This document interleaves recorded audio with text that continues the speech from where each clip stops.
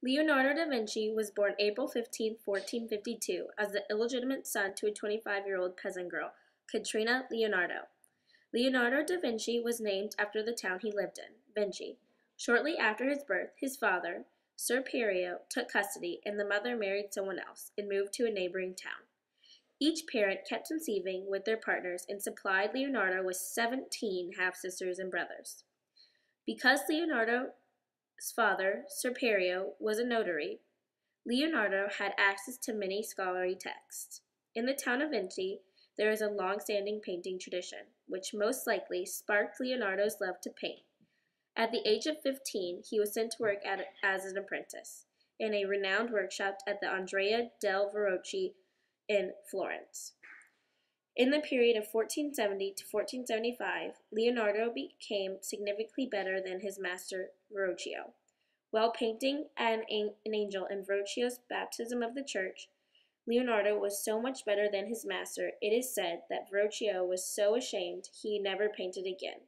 Leonardo resolved to stay in his workshop until 1477, when he set one up for himself.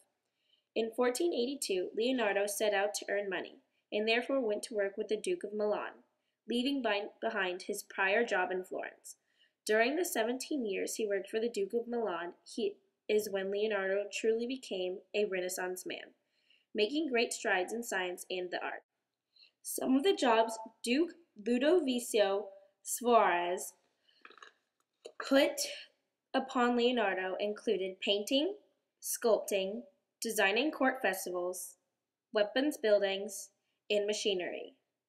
His studies on weapons led to a tank and other vehicles, different types of combat devices, and submarines. While there, he also accomplished his studies on nature, flying machines, geometry, mechanics, musical construction, canals, and architecture. Because all of these various projects Leonardo put on, he often never finished what he started. During the 17 years working for the Duke, he completed 6 artworks. This included The Last Supper and The Virgins on the Rocks, leaving dozens of painting and projects incomplete. The reason for his lack of completion was because most of his time was captivated studying nature. He did this observing or cutting bodies or questioning universal truths. Leonardo was a very studious man, keeping meticulously illustrated notebooks. In these notebooks included 4 main themes: architecture, paintings, human anatomy, and mechanics. After the Duke of Milan was invaded in 1499, Leonardo spent the next 16 years of his life traveling around Europe. He also traveled a year with the Borgia army as a military engineer, where he met Niccolò Machiavelli, author of The Prince. Together, they painted the Battle of Anghiera. During this time, he also designed the bridge to cover the Golden Horn in Constantinople. Around the year 1503, Leonardo began his most famous work on the Mona Lisa, but around this time, tragedy struck at home and his father died in 1504, and all of the money was given to his half-brothers and sisters. Over the battle of inheritance, his uncle died, and luckily for Leonardo received the uncle's land and money. From 1513 to 1516, he began working for the Pope, continuing his study on human anatomy and physiology, but was unable to dissect. In the year 1516, Leonardo's patron, Giovanni de' Medici, died, and Leonardo was offered the title of Premier Painter by Francis I, King of France. His last patron, Francis I, also gave Leonardo a job, including a stipend in Manor House. After suffering from paralysis of the right hand, Leonardo was still able to teach and draw. He taught studies of cats, horses, dragons, St. George, anatomical studies, studies on the nature of water, drawings of the deluge, and various machines. A couple years later, Leonardo da Vinci died on May 2nd, in 1519, in Clox, France, in the arms of his last patron. A Renaissance man of today would be somebody that is involved in a lot of different activities. They would be curious about what's going on in the world politically. They would be involved in what's going on in the world socially. such as a charitable event or a specific cause, something that would help other people. They would also be always searching for knowledge and always trying to improve themselves and to create a better world for the people around them. Leonardo left many inventions behind, one of which was the water lift. This invention consists of a water wheel, 2 Archimedes screws, and 2 towers. As the water wheel turns, the screws turn, pushing the water up to the highest tower.